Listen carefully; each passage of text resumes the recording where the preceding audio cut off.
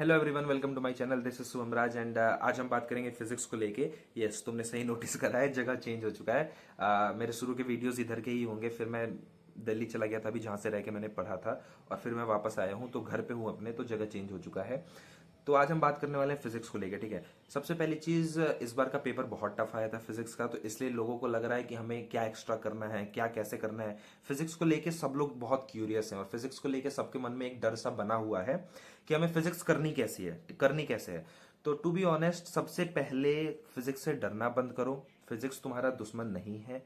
Physics एकमात्र ऐसा subject है ना जिसको तुम एक बार पढ़ लो, ठीक है, थोड़े बहुत क्वेश्चंस लगा लो, उसके बाद तुम्हें उस पर बहुत थॉट देने का जरूरत नहीं है। थोड़े बहुत रिवीजन से भी वो तुम्हारे दिमाग में रिटेन्ड रहेगा। फिजिक्स को हमें कॉन्सेप्चुअली अप्रोच करना है, नो डाउट अबाउट इट। सबसे पहले हमें क्लासेस लेनी है, नोट्स बनाने हैं, और क्लासेस में जैसे एक चैप्टर खत्म होता है ना, फिर हम क्या करते हैं, उसके क्लास नोट्स पढ़ेंगे, उसके क्लास नोट्स को एक बार रिवाइज करेंगे, उसमें जितने क्वेश्चंस हैं उन क्वेश्चंस को सॉल्व करेंगे, ठीक है। उसके बाद हम किसी मॉड्यूल पे जंप करेंगे, उससे पहले बिल्कुल नहीं। The first and foremost thing is कि जितने भी क्लास में क्वेश्चंस कराए हैं सर ने, उन क्वेश्चंस को हमें रिवाइज करना है, उन क्वेश्चंस को हमें दोबारा प्रैक्टिस करना है, उसके बाद ही हम किसी मॉड्यूल पे जंप करेंगे।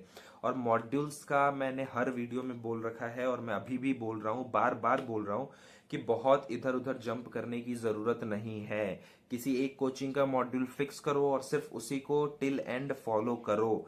बहुत सारी वीडियोस तुम अभी देख रहे होगे जिसमें लोग कह रहे हैं कि तुम्हें एचसीवी लगाना चाहिए या डीसी पांडे लगाना चाहिए, या कुछ लोग इरोडो भी कह रहे हैं लगाना चाहिए। बट टू बी ऑनेस्ट, तुम्हें इसकी जरूरत नहीं है, क्योंकि तुम्हें 2 साल में 1 साल का सिलेबस कंप्लीट करना है।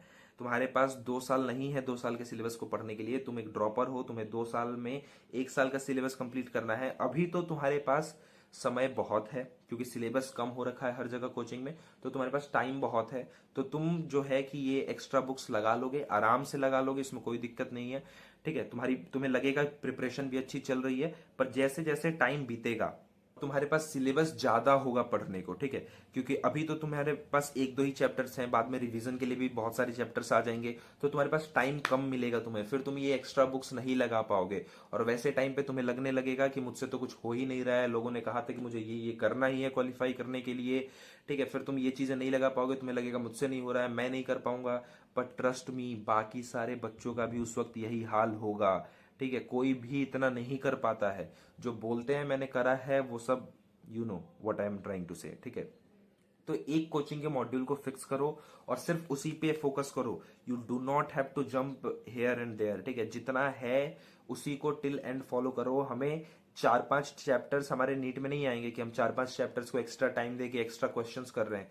नीट में हमारे पूरे 25 चैप्टर्स आएंगे फिजिक्स के, तो हमें सबको इक्वल टाइम देना है। तो एक मॉड्यूल फिक्स करो, number of basic questions fix करो कि उसका ये एक्सरसाइज है, इतना तो मेरे को लगाना ही लगाना है। इसके बाद तुम्हारे पास टाइम बचता है तो तुम एक्स्ट्रा कर सकते हो। Now coming to my point कि हमें सबसे पहले क्लास नोट्स पढ़ना है, फिर क्लास के क्वेश्चंस करने हैं, फिर मॉड्यूल पे जंप करना है। तो मॉड्यूल पे जंप करने के बाद भी हमारा मॉड्यूल में सॉल्व करने का क्वेश्चन तरीका क्या होना चाहिए। सबसे पहले जब पहली बार सॉल्व कर रहे हो पेपर, तो एक बार में जो क्वेश्चंस तुमसे हो जा रहे हैं उन्हें तो छोड़ दो, उनसे ज्यादा खिलवाड़ करने की जरूरत नहीं है। लेकिन जो क्वेश्चन तुम्हारे एक बार में नहीं हो रहे, भले 2 बार में हो जाए, ठीक है, तुम दूसरी बार ट्राई करो तब बन जाए, लेकिन एक बार में नहीं हुए उनको मार्क करके रखो। क्योंकि दो ज्यादा क्वेश्चन जो तुम्हें कॉन्सेप्ट सिखाएंगे, जो तुम्हारी कॉन्सेप्ट से ज्यादा जो तुम्हें सिली मिस्टेक से बचाएंगी, ठीक है। क्योंकि वैसे क्वेश्चन ही एग्जाम में सिली मिस्टेक कराती है। उसके बाद जो क्वेश्चन तुमसे दूसरी बार में भी नहीं बने, स्टार मार्क देम। और वो वैसे क्वेश्चन हैं जिनसे रिलेटेड कॉन्सेप्ट तुम्हें रिवाइज करने की जरूरत है, तुम्हारे चैप्टर में वो पॉइंट्स वीक है, ये चीज उन क्वेश्चन से आइडेंटिफाई होगी। समझ में आ रही है बात। तो फिर तुम्हें 4-5 दिन उन कॉन्सेप्ट्स को रिवाइज करो, उनको और अच्छे से पढ़ो, फिर दोबारा इस मॉड्यूल को उठाओ और जितने सर्कल्ड क्वेश्चंस है उनको करो। लेकिन एक चीज ध्यान रखना कि जो हमसे ऐसा बहुत बार होता है ना कि जो क्वेश्चंस हम बना रहे हैं पहली बार में, बनते जा रहे हैं, तो पहली बार में भी लगातार बनने वाले क्वेश्चंस कुछ ऐसे होते हैं ना, जो हमें लगता है वाह यार, ये मेरे से पहली बार में ही बन गया, भरोसा नहीं था मुझसे कि ये बन जाएगा, मुझे एक्सपेक्टेड नहीं था कि ये क्वेश्चन मुझसे बन जाएगा। ऐसे क्वेश्चंस को भी मार्क कर लेना, क्योंकि ये वो क्वेश्चंस होते हैं जो हमसे तुक्के में बन जाते हैं या फ्लो में बन जाते हैं, और यही क्वेश्चंस एग्जाम में सिली मिस्टेक करवाएंगी। क्योंकि वहां पे वो अलग रहेगा, वो बंच ऑफ क्वेश्चन साथ में रहते हैं ना, तो तुम्हारा उनके साथ साथ बनते चला जाता है। वहां पे वो अकेला रहेगा उस चैप्टर का क्वेश्चन, तो फिर तुमसे मिस्टेक होगा और तुम सोचोगे मुझे नहीं आता है, मैंने तो पहले बना रखा था अब नहीं बना, क्या मैं चीजें भूल रहा हूं? पर तुम चीजें भूल नहीं रहते हो।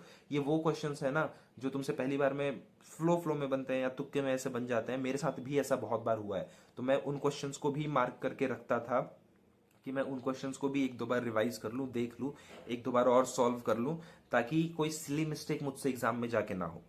क्वेश्चन प्रैक्टिस करने का तरीका यही है, टू बी ऑनेस्ट।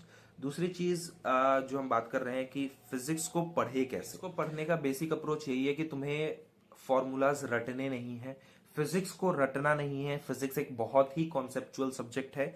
तुम्हें चीजों को समझते जाना है लॉजिकली, हर चीज के पीछे लॉजिक खोजना है। हर फॉर्मूले, कुछ फॉर्मूलेज होते हैं ठीक है जिनको बिना रटे नहीं होगा, वो तुम्हें रटना ही रटना है। उनका ना तुम्हारे पास एक्सप्लेनेशन मिलेगा तुम्हें, ना कुछ मिलेगा, बस है वो फॉर्मूला एग्जिस्ट कर रहा है। तो वो डायरेक्टली फॉर्मूला बेस्ड क्वेश्चंस आएंगे तो बन जाएगा। लेकिन जब क्वेश्चंस घुमा के देता है ना, तो उस टाइम पे हमें काम आता है कि हम फॉर्मूलाज को रटे नहीं, हम फॉर्मूलाज के पीछे का लॉजिक समझे, फॉर्मूलाज कैसे डिराइव हुआ ये समझे। ये सारी चीजें मैंने अपने फिजिकल केमिस्ट्री वाले वीडियो में भी बता रखी है, जो केमिस्ट्री का दे रखा है। तो ये सारी चीज मतलब तुम्हें ऐसे फिजिक्स को पढ़ना है कि तुम रटो ना। इससे देखो लॉजिक क्या है इसके पीछे का, जो मैं ऐसे बोल रहा हूँ। तो द मेन थिंग इज कि जब तुम रटते हो ना फॉर्मूलाज को, तो तुम क्वेश्चन जब सॉल्व करोगे तो क्वेश्चन पढ़ते वक्त तुम्हारे दिमाग में एक ही चीज आएगा कि अच्छा मैं यहाँ पे कौन सा फॉर्मूला लगा सकता हूँ। ठीक है, बहुत टाइम पे हमें पता होता है कि इस क्वेश्चन में ये फॉर्मूला लगेगा, पर वो क्वेश्चन घुमा के दिया होता है ना, तो हम वो फॉर्मूला अप्लाई नहीं कर पाते। तो ऐसे टाइम के लिए जब तुमने लॉजिकली पढ़ रखा है फॉर्मूलाज को ना, तो तुम्हें पता है, जब तुम क्वेश्चन पढ़ रहे हो तो तुम्हें पता है कि मेरे पास ये डेटा दे रखा है, ठीक है, एंड मुझे ये आंसर निकालना है। मुझे फॉर्मूला नहीं याद है, टू बी ऑनेस्ट मुझे भी नहीं याद रहता था फॉर्मूला। तो मुझे मान लेते हैं कि फॉर्मूला नहीं याद है, पर मुझे पता है कि जब ये चीजें दे रखी है तो लॉजिकली हम इस चीज को कैसे निकाल सकते हैं। कॉन्सेप्चुअली फिर तुम अप्रोच करोगे क्वेश्चंस को, लॉजिकली अप्रोच करोगे, ना कि रटाफिकेशन वाला। वरना फिर रटाफिकेशन में डायरेक्ट वही क्वेश्चंस कर पाओगे जो डायरेक्ट फॉर्मूला बेस्ड होंगे, थोड़े भी घुमा के क्वेश्चंस आएंगे तुम नहीं कर पाओगे। फिजिक्स को एक बार, मेरे कहने पे सिर्फ एक बार, दो तीन चैप्टर, ज्यादा नहीं, ऐसे पढ़ के देखो and you will find it interesting. Physics बहुत ही इंटरेस्टिंग सब्जेक्ट है, बहुत ज्यादा। और एक बार पढ़ लो अच्छे से ना, फिर तुम्हें बार बार वो रटना नहीं होता है। एक बार कभी जाके आगे रिवाइज कर लिया या उस चैप्टर से रिलेटेड 10-15 क्वेश्चंस कर लिए, तो फिर से सारे कॉन्सेप्ट्स तुम्हारे दिमाग में आ जाते हैं। यस, पंखा बंद है तो थोड़ा बहुत पसीना, आवाज नहीं जा पाएगा, पंखा ऑन कर दूंगा तो।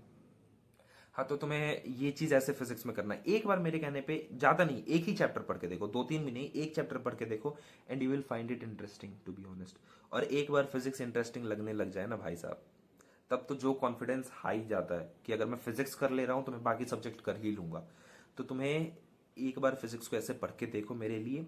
और तुम्हारा और कोई भी डाउट हो फिजिक्स से रिलेटेड तो you can ask in the comment. मैं हूं यहाँ पे सॉल्व करने के लिए, मैं बता दूंगा तुम्हें चीजें।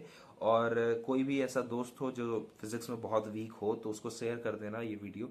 एंड वीडियो अच्छी लगी हो तो एक लाइक कर देना, एक सब्सक्राइब कर देना अगर सब्सक्राइब नहीं कर रखा है चैनल को तो। और वीडियोस लाने की मैं सोच रहा हूँ, अभी तो मैं सोच रहा हूँ कि रिमेनिंग मंथ्स में कैसे हम खुद को प्लान करें कि नीट के लिए इसके ऊपर एक वीडियो लाऊं। तो सब्सक्राइब कर देना चैनल को, और वीडियो अच्छी लगी हो तो लाइक कर देना। Keep hustling guys, you can do it and you will do it, trust me you will do it. ठीक है, जस्ट कीप हसलिंग। मिलते हैं नेक्स्ट वीडियो में, तब तक के लिए टाटा बाय।